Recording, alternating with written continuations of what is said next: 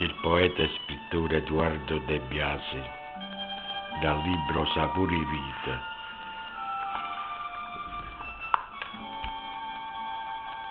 Sapore vita.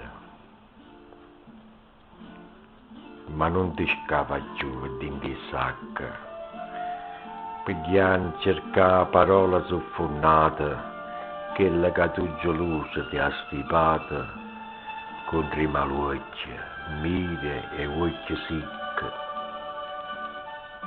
Non pensai in mano di letteratura per trovare suoni che non ti sono nata, perché so come una lettera stracciata, pensieri che si perdono in oscuro.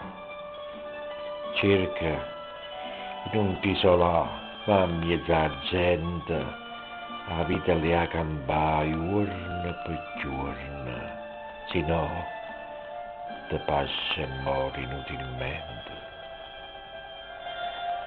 C'è stato un mondo che ti gira attorno, sapore vita, dura poco e niente, e tu la bruci,